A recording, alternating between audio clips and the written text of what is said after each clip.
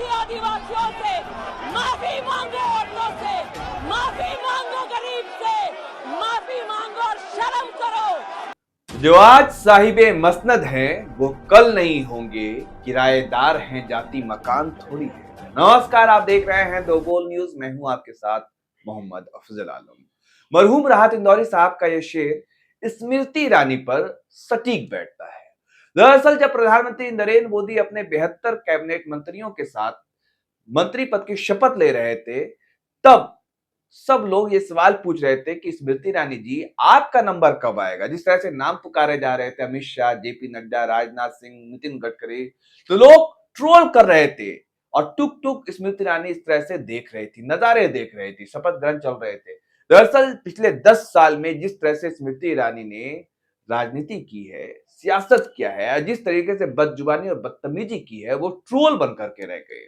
मंत्री तो थी, लेकिन जिस तरीके का उनका आचरण था, जिस तरीके का अहंकार और अकड़ था, वो चूर चूर हो गया है। लोकतंत्र की सबसे बड़ी खूबसूरती यही है कि जो आज सत्ता में है वो कल नहीं होगा। 5 साल के लिए आपको चुना जाता है, जनता अर्थ से फर्श पर पटक देती है। शायद स्मृति ईरानी का भी यही बुरा हाल हुआ है। और ना केवल उनके विपक्षी, बल्कि जो गोदी मीडिया के सबसे बड़े चैंपियन है सुधीर चौधरी, किस तरीके से स्मृति ईरानी का खिल्ली उड़ा रहे हैं, कैसे मजाक बना रहे हैं, मैं वो भी वीडियो आपको दिखाऊंगा कि किस तरह से इस सुधीर चौधरी भी उन पर तंज कस रहे हैं, कटाक्ष कर रहे हैं। तो एक शेर है ना कि ए वक्त जरा अदब से पेश आ, ए वक्त जरा अदब से पेश आ, वक्त नहीं लगता वक्त बदलने में। संसद में, पार्लियामेंट के अंदर सोनिया गांधी के खिलाफ जिस तरह के अपशब्दों का स्मृति ईरानी ने इस्तेमाल किया था, माफी मांगो सोनिया गांधी, माफी मांगो, माफी मांगो इस देश से, माफी मांगो सोनिया गांधी आदिवासियों से, माफी मांगो औरतों से, माफी मांगो गरीब से, माफी मांगो और शर्म करो। राजनीति में कहा जाता है कि शालीनता और सहजता बहुत जरूरी है। अटल बिहारी वाजपेयी की पार्टी से आती है। अटल बिहारी वाजपेयी भी अपने विरोधी का, विपक्षी का सम्मान करते थे, आदर करते थे। लेकिन ये जिस प्रकार के अहंकार पाले हुए थे, इनको लगता था सत्ता कभी जाएगा ही नहीं। लेकिन राहुल गांधी ने अपने पीए से इनको चुनाव भरवा दिया। बीजेपी ने खूब मौका उड़ाया, खुद प्रधानमंत्री नरेंद्र मोदी ने भी मौका उड़ाया कि जब राहुल गांधी चुनाव अमेठी से लड़ने का फैसला नहीं करके रायबरेली से लड़ रहे थे, केएल शर्मा का नाम अनाउंस हुआ, तब नरेंद्र मोदी ने चुनावी मंच से कहा था, भाग मिल्खा भाग वाला सीन चल रहा है, राहुल गांधी डर के मारे भाग रहे हैं। स्मृति ईरानी ने भी उस वीडियो को शेयर करते हुए यही कहा था, तंज कसा था, कटाक्ष करता था कि राहुल गांधी डर गए हैं, भाग गए हमसे। शहजादे बोलते थे, युवराज बोलती थी उनको। लेकिन नतीजा क्या हुआ कि 1,60,000 वोटों से अमेठी की जनता ने पटखनी दे दी और टाटा बाय बाय कर दिया, कह दिया कि भाई आप वापस जाइए। अब मैं चाहूंगा कि सुधीर चौधरी का वो वीडियो देखिए। पहले मैं वो वीडियो दिखाऊंगा जिसमें सुधीर चौधरी के साथ स्मृति ईरानी ने बदतमीजी की थी।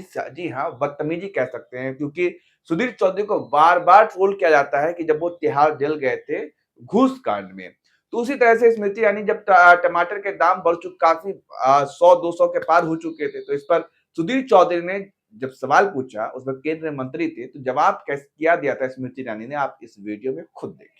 250-300 रुपए हुआ तो आपके घर में भी बात होती थी टमाटर के बारे में कि थोड़े दिन कम कर दिया जाए? आप शायद ट्रिविलाइज करना चाहें और इसको थोड़ा नहीं, मैं ट्रिविलाइज नहीं कर रहा, बट ये ट्रिविलाइजेशन इसी को व्हाट अबाउटरी कहते हैं कि मैं आपसे पूछूं, फिर आप कहेंगे कि अच्छा पहले ऐसा नहीं है। मैं भी पूछ सकती हूँ, सुधीर जी, क्या हुआ जब आप जेल में थे? क्या हुआ जब आप जेल में थे? क्या हुआ जब आप जेल में थे?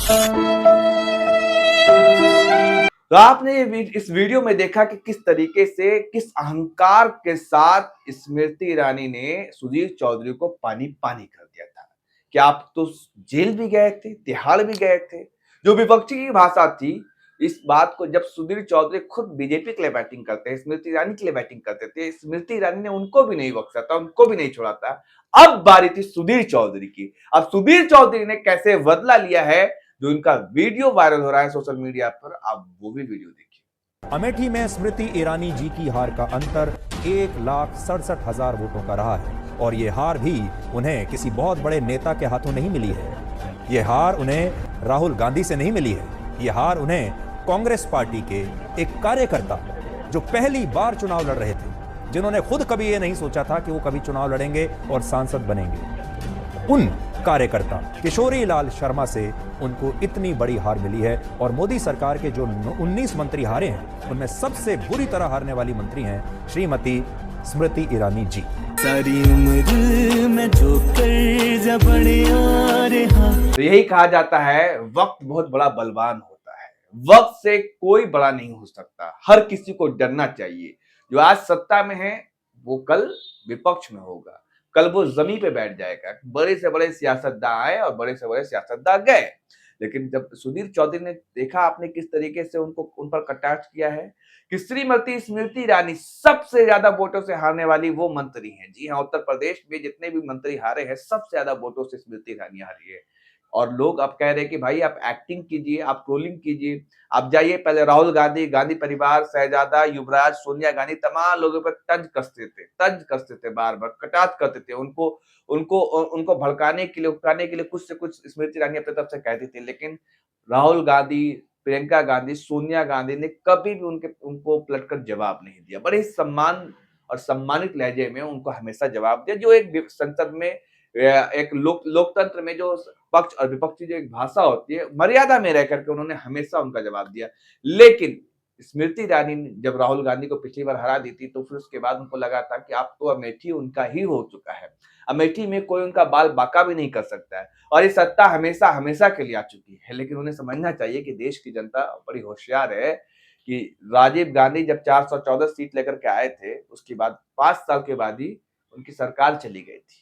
और आज ये प्रधानमंत्री नरेंद्र मोदी जो ख्वाब पाले हुए बैठे थे कि 400 के पार, अब की बार 400 के पार जो राम को लाए हैं, ये नारे तो आपने सुने थे ना। अयोध्या में भी भारतीय जनता पार्टी हार गई, बनारस में भी किसी तरह से प्रधानमंत्री नरेंद्र मोदी जीत पाए। ये बैसाखी की सरकार आ चुकी है, बैसाखी पर टिके हुए।